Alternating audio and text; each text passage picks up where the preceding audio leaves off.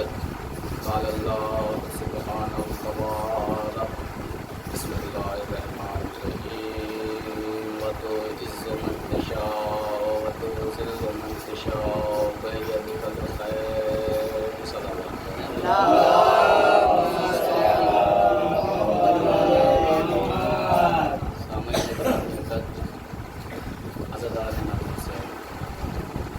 جو رحمان ہے، جو رحیم ہے، جو خالق ہے، جو واحد ہے، جو ستار ہے، جو غفار ہے، جس نے زمین کا فرش بچھایا، جس نے آسمان کا شامیانہ لگایا، جس نے ہواؤں کو بنایا، جس نے پہاڑوں کو بنایا، جس نے درختوں کو بنایا، جس نے دریاؤں کو بنایا، جس نے انسان کو بنایا، جس نے جنات کو بنایا، جس نے حیوانات کو بنایا، اس رحمان الرحیم کیا فرما رہا ہے قرآن مجید کے اندر؟ وَتُعِزُّ مَن تَشَاءُ وَتُذِلُّ مَن تَشَاءُ بِیَدِکَ الْخَیر۔ عزت کے بانٹنے والے بھی ہم ہیں اور ذلت کے دینے والے بھی ہم ہیں، اور خیر بھی ہم نے اپنے ہی اختیار میں رکھا۔ عجب نہیں یہ بات اگر آپ اور ہم سوچیں کہ پروردگار عالم کیوں کہہ رہا ہے کہ خیر کو ہم نے اپنے اختیار میں رکھا۔ اگر یہ خیر ہم لوگوں کے ہاتھ میں ہوتی، ہم انسانوں کے ہاتھ میں ہوتی، تو ہم جسے چاہیں اپنے فرش اعضاء سے اٹھا دیتے، ہے نا؟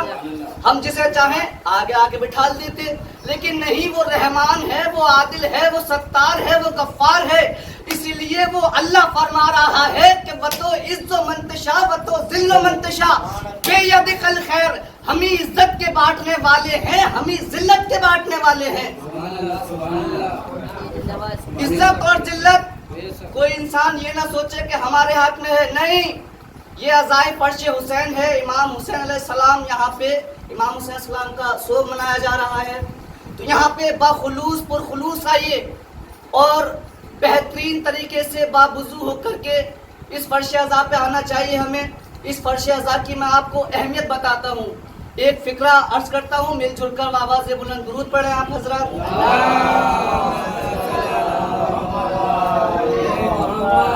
8ویں امام امام رضا علیہ السلام سے روایت ہے کہ 8ویں امام کے جو صحابی ہیں جناب دیبل خزائی، آپ نے دیبل سے کہا کہ دیبل، میں یہ چاہتا ہوں کہ آپ میرے جد کے فضائل بیان کریں۔ اب دیبل نے کہا مولا بھلا آپ کی موجودگی میں آپ کے جد کے فضائل بیان کیسے کر سکتا ہوں؟ تو مولا نے کہا دیبل میرا حکم ہے کہ آپ فضائل بیان کریں۔ دیبل نے کہا مولا ٹھیک ہے، یہاں پہ 1 منٹ میں ایک فقرہ کہتا ہوں، یہ میرے بزرگ بیٹے ہیں لیکن ان کی موجودگی میں اونچائی پہ کیوں تشریف فرما ہوں، اس کا اور سبب آپ سے بیان کروں گا۔ امام نے کہا دیبل آپ میرے جد کے فضائل بیان کریں۔ دیبل نے کہا مولا بسم اللہ۔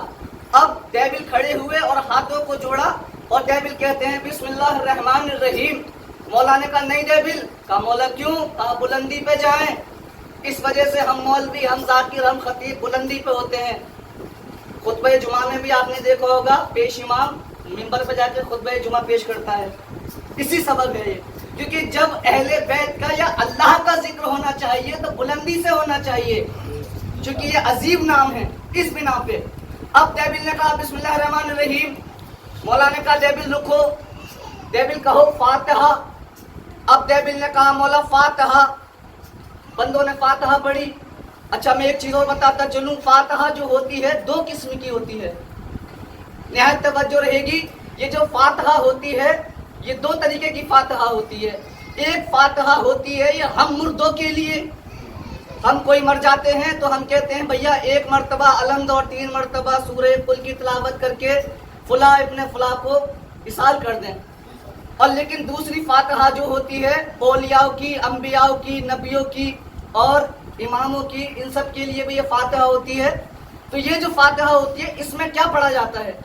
اور اکثر آپ نے دیکھا ہوگا جب کوئی مولوی منبر پہ بیٹھتا ہے اور کوئی ذاکر چوکی پہ مرثیہ خوانی کرنے کے لیے بیٹھتا ہے، وہ کہتا ہے فاتحہ۔ اس فاتحہ میں پڑھا کیا جاتا ہے آخر؟ میں آج آپ کو بتاتا ہوں اس فاتحہ میں کیا پڑھا جاتا ہے۔ اس فاتحہ میں سب سے پہلے ہم 3 مرتبہ درود شریف پڑھتے ہیں، اس کے بعد 1 بار الحمد، اور وہ الحمد پڑھنے کے بعد ہم نے کسی کو اصال نہیں کرنا ہے، وہ ہم نے ایسے ہی بس خاموش، اور اس کے بعد پھر درود، پھر اس کے بعد ذاکر اپنی ذاکری شروع کرتا ہے۔ تو یہ جو فاتحہ ہے یہ آخر ہوتی کس کے لیے ہے؟ یہ جو فاتحہ ہے بھائی آخری آدمی تک بڑی توجہ رہے گی، میری آواز پہنچ رہی ہے نا وہاں تک؟ یہ جو فاتحہ ہے یہ فاتحہ ہوتی کس کے لیے ہے؟ دیکھیے یہ مجلس حسین ہے، یہاں پہ 1 لاکھ کا مجمع، 5000 کا مجمع، 2000 کا، 100 کا مجمع بھی آ جائے تو وہ بھی اس دربار سے خالی نہیں جا سکتا۔ اب اگر کوئی بندہ یہ کہے کہ میں فلاں جگہ مجلس میں گیا تھا مجھے تبرک نہیں ملا، تو تبرک ہوتا ہے ہماری جسم کے لیے، زبان کے ٹیسٹ کے لیے، لیکن جو فاتحہ ہے وہ ہوتی ہے روح کے ٹیسٹ کے لیے۔ یہ جو فاتحہ ہے، فاتحہ کیا ہے؟ الحمد۔ اور آج کل میں آپ کو بتا دوں انسٹاگرام پہ بھی پوسٹ آتی رہتی ہیں کہ اگر کسی کے سر میں لے کر پاؤں تک کسی کے بھی درد ہو تو الحمد پڑھیں، الحمد کی بہت شفا ہے، بہت شفا پہنچتی ہے اس سے۔ تو یہ جو فاتحہ ہے کوئی بھی بندہ یوں نہیں کہہ سکتا میں فلاں صاحب کے یہاں مجالس میں گیا تھا مجھے وہاں پہ بھائی تبرک نہیں ملا۔ یہ آپ کی ذہنی فکر ہے، آپ غلط سوچ رہے ہیں۔ آپ کو تبرک نہیں ملا تو کیا ہوا؟ آپ کو سورہ فاتحہ کا ثواب تو برابر ملا۔ اسی لیے یہ فاتحہ پڑھی جاتی ہے۔ اور خواجہ معین الدین رحمت اللہ علیہ چشتی اجمیر والے کیا فرماتے ہیں؟ شاہ است حسین، بادشاہ است حسین۔ میں کہوں گا اے خواجہ صاحب جب آپ نے حسین کو ابھی شاہ کہا تھا اب بادشاہ کیوں کہہ رہے ہیں؟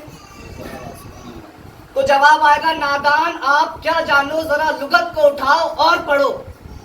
میں پہنچا اجمیر کی بستی میں نے کہا خواجہ صاحب مجھے تو شاہ اور بادشاہ میں کوئی فرق نظر ہی نہیں آیا کہ شاہ میں اور بادشاہ میں ڈفرینس کیا ہے، فرق کیا ہے؟ تو معین الدین رحمت اللہ علیہ چشتی فرمائیں گے کہ شاہ اس کو کہتے ہیں جو جسموں پر حکومت کرے، اور بادشاہ اس کو کہتے ہیں جو دلوں پر حکومت کرے۔ اس لیے حسین شاہ بھی ہے، حسین بادشاہ بھی ہے۔ اور گاندھی جی نے کیا کہا تھا کہ کربلا جیسے 72 سولجرز اگر مجھے مل جاتے تو میں ہندوستان کو 24 گھنٹے کے اندر آزاد کروا دیتا۔ جب ساری دنیا مولا حسین علیہ السلام کی مدح کر رہی ہے تو پھر مجھ عباس حیدر کو یہ 4 مصرے کہنے کا تو حکم بنتا ہے نا بھیا۔ جنت کا چاند عرش کا تارا حسین ہے، جنت کا چاند عرش کا تارا حسین ہے، جو ڈوبتا نہیں وہ ستارہ حسین ہے۔ جنت کا چاند عرش کا تارا حسین ہے، جو ڈوبتا نہیں وہ ستارہ حسین ہے۔ یہ معجزہ تو دیکھیے زہرا کے لال کا، ہر قوم کہہ رہی ہے ہمارا حسین ہے۔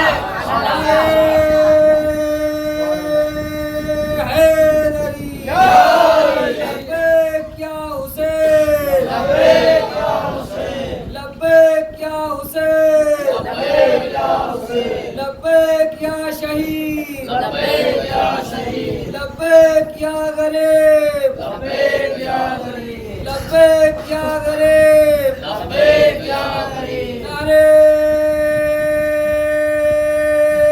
حیدری، نعرے صلوات۔ تو عزاداران امام حسین میرا موضوع ہے وَتُو عِزُّ مَن تَشَاءُ وَتُو ذِلُّ مَن تَشَاءُ، بِیَدِکَ الْخَیْرُ۔ ہم ہی عزت کے بانٹنے والے ہیں اور ہم ہی ذلت کے دینے والے ہیں، اور خیر کو بھی ہم نے اپنے اختیار میں رکھا ہے۔ اسی لیے جتنا ہو سکے یہ 2.25 مہینے آپ مولا حسین علیہ السلام کی عزاداری میں مصروف رہیں، دل و جان سے کریے، پیسہ نہیں ہے، آپ ہاتھ پیروں کی اس میں طاقت لگائیے، جتنا ہو سکتا ہے جلوسوں میں شرکت کریے، کیونکہ اللہ کہہ رہا ہے کہ ہم ہی عزت کے دینے والے ہیں، ہم ہی ذلت کے دینے والے ہیں۔ یہ عزت نہیں تو کیا ہے؟ آپ کو پتا ہے آپ اگر آپ کی ڈیوٹی لگی کسی اسکول کے اندر تو آپ کہلائیں گے ٹیچر، ہے نا بھیا؟ اور اگر آپ نے ہاتھ میں کھرپی لے لی تو آپ کہلائیں گے مزدور۔ لیکن مزدور کب کہلائیں گے؟ جب آپ نے اپنے ہاتھ میں اوزار پکڑا، ہے نا؟ ہاتھ میں قلم لیا ٹیچر ہو گئے، کھرپی لی مزدور ہو گئے۔ لیکن جب اس در پہ آئے تو نہ تو آپ کے ہاتھ میں کھرپی اور نہ قلم، کیا ہو گئے؟ مومن، عزادار۔ مومن کا لقب ملا آپ کو، عزادار کا لقب ملا آپ کو۔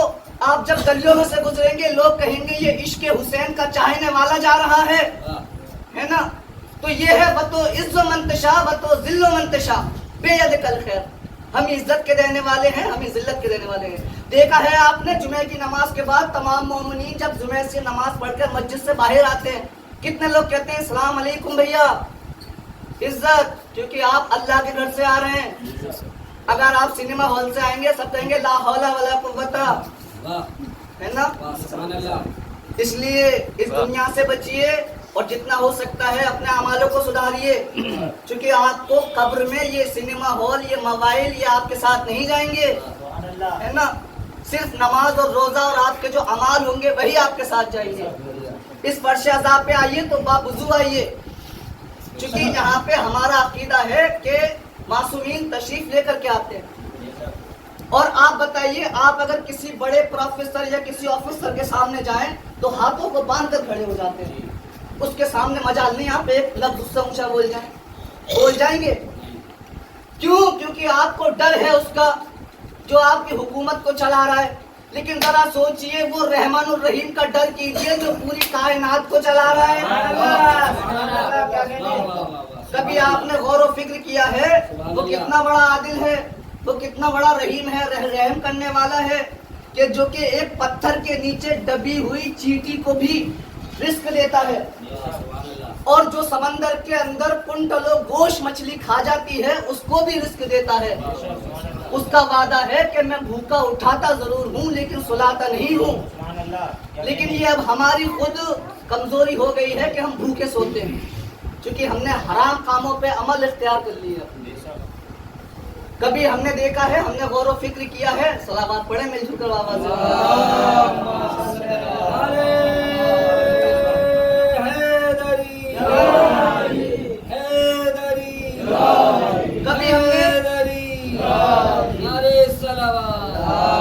کبھی ہم نے یہ سوچا ہے کہ ہم یہ گانے سنیں گے اس سے کیا ہوگا, جبکہ شریعت کے اندر, اسلام کے اندر میوزک حرام ہے, ہمیں نہیں سننا چاہیے میوزک. لیکن نہیں, ہم تو اگر مرغا لینے قصاب کی دکان پہ بھی جاتے ہیں تو کبھی ہم نے اس سے پوچھا کہ آپ نے اس مرغے کو پانی پلایا یا نہیں. کیوں؟ کیونکہ ہم نے حرام اور حلال کی پہچان کرنی نہیں ہے. ہمیں آخر ہو کیا رہا ہے؟ ہم نوجوان ہیں, اگر ہم اس کلچر کو نہیں بدلیں گے تو آخر کون بدلے گا؟ ہمیں ہماری مسجدیں سونی پڑی رہتی ہیں, صرف جمعے کے روز بھرتی ہیں, لیکن جمعے میں بھی کچھ افراد ایسے ہیں جو بیٹھے رہتے ہیں ادھر ادھر, لیکن مسجدوں میں غور و فکر نہیں کرتے. لیکن اول نماز ہے, یاد رکھیے, آپ فرش اعظم بچھا رہے ہیں, اللہ اس کو بھی قبول نہیں کرے گا جب تک آپ نماز کو ادا نہیں کریں گے. اس کا بھی فائدہ نہیں ہے. نماز پڑھنی چاہیے اور اول وقت پڑھنی چاہیے. آج ہم کہتے ہیں ہماری دعائیں قبول نہیں ہو رہی ہیں, مولانا صاحب تعویذ کر دیجئے, گنڈا دے دیجئے, پانی پڑھ کے دے دیجئے. بھائی مولانا نے مدرسے میں پڑھائی کی ہے, علم کی, تعویذ اور گنڈے نہیں سیکھے, سمجھ رہے. اس لیے ہمیں چاہیے کہ مسجدوں کو آباد کریں, سینما ہالوں کو برباد کریں. ہمیں وہاں قدم نہیں رکھنا چاہیے, چونکہ ہمیں آخری منزل ہماری قبر ہے. کلو نفس ذائقۃ الموت. اللہ قرآن مجید کے اندر ارشاد فرما رہا ہے کہ ہر نفس موت کا ذائقہ چکھے گا. تو اس لیے ہم نوجوان ہیں, آئیے ذرا کربلا کے میدان میں اور دیکھیے کربلا معلّہ کے اندر 6 مہینے کا بچہ شہزادہ علی اصغر علیہ السلام, جب مولا حسین نے ساری قربانیاں پیش کر دی, آخر میں میدان کربلا میں آئے حسین اور قبضہ ذوالفقار پہ رکھا اور آواز دی, حل من ناصر ینصرنا, ہے کوئی جو میں غریب کی مدد کرے. کتنا کہنا تھا کہ خیمے کے در پہ روڑ دوڑتی ہوئی رباب آئی, اور آگے کہتی ہیں مولا اصغر نے اپنے آپ کو جھولے سے گرا دیا ہے. حسین نے کہا لاہو رباب, بچہ مجھے دو, میں پانی پلا کر لے کر آؤں. ماں ننھے ننھے ہاتھوں سے بچے کو سنوارنے لگی. وہ سوار رہی تھی کہ جس کے پاس پلانے کے لیے پانی بھی نہیں تھا. ماں نے بچے کو تیار کیا, حسین میدان میں بچے کو لے جانے لگے. اب لے جا رہے تھے, حسین رباب کی آواز آئی, میرے بالیو بارے ذرا رکو تو صحیح. بی بی کہتی ہیں میرے مولا, میرے آقا, میرے والیو بارے ذرا رکو تو صحیح. مولا کی آواز آتی ہے ابھی تو تم نے جانے کے لیے کہا تھا, اب روکتی کیوں ہو؟ بی بی فرماتی ہیں میرے لال کو یوں کر کے نہ لے جا، میرے لال کو یوں کر کے لے جانا۔ حسین فرماتے ہیں یوں کر کے لے جانے میں اور یوں کر کے لے جانے میں کیا فرق ہے؟ رباب کی آواز آئی جب تک آپ میدان میں جاتے رہو گے میں دیکھتی رہوں گی میرا علی چلتا کیسے ہے اور میرا اصغر بولتا کیسے ہے۔ حسین میدان میں اصغر کو لے کے پہنچے ہیں۔ اولاد والوں، صاحب اولاد والوں، رونا نہ آئے تو سر کو جھکا لیجئے گا۔ کربلا کا وہ بہادر شیر ہے جو حسین کے سوار ہاتھوں پہ سوار ہو کے گیا ہے۔ ایک مرتبہ حسین میدان کربلا میں پہنچتے ہیں اور پہنچنے کے بعد کہتے ہیں ظالم ہو، اے کافر ہو، اگر تمہاری لڑائی مجھ سے ہے تو یہ 6 مہینے کا بچہ ہے، 96 گھنٹے سے پیاسا ہے۔ اس فکرے کو سنیے گا، یہ 6 مہینے کا بچہ ہے، 96 گھنٹے سے پیاسا ہے۔ اس کی دادی دریاؤ کی مالکن، اور آپ نے مجھ پہ پانی بند کیا ہے لیکن اس بچے کو پانی پلاؤ۔ بدبخت کہتے ہیں حسین پیاس خود کو لگی ہے، نام بچے کا لیتا ہے۔ حسین کہتے ہیں میرے لال اصغر حجت تمام کرو۔ حجت کا نام آیا، مولا حسین نے 6 مہینے کے بچے کو کربلا کی جلتی ہوئی ریت پہ لٹا دیا۔ اس ریت کے بارے میں ملتا ہے بابا کہ جس پہ مٹر کا دانہ ڈال دو وہ بھن جایا کرتا تھا، تو لیکن سوچئے ذرا 6 مہینے کے بچے کی اسکین کتنی نازک ہوگی۔ حاضران امام مظلوم کربلا، حسین نے اپنے شیر خوار کو کربلا معلیٰ پہ لٹال دیا۔ ادھر وقت نے آواز دی حرملا، اے حرملا حسین کے کلام کو قطع کر دے۔ بے حیا نے 3 پھل کا تیر چلے کمان میں لگایا، وہ چلے کمان میں لگانے کے بعد بے شیر کا نشانہ بنایا۔ چلے کمان سے تیر چلا، اصغر کے تیر پہ آیا، اصغر کے گلے پہ آیا۔ گلے پہ آنے کے بعد حسین اصغر کو خیمے میں لے جانا چاہتے ہیں، کبھی آگے بڑھتے ہیں کبھی پیچھے بڑھتے ہیں، آواز دیتے جاتے ہیں انا للہ و انا الیہ راجعون، انا للہ و انا الیہ راجعون، انا للہ و انا الیہ راجعون۔ اے میرے لال اصغر مجھے معاف کرنا، ان ظالموں نے میرے بابا علی کو مسجد کے اندر ذبح کیا تھا اور تمہیں تیر سے میدان کربلا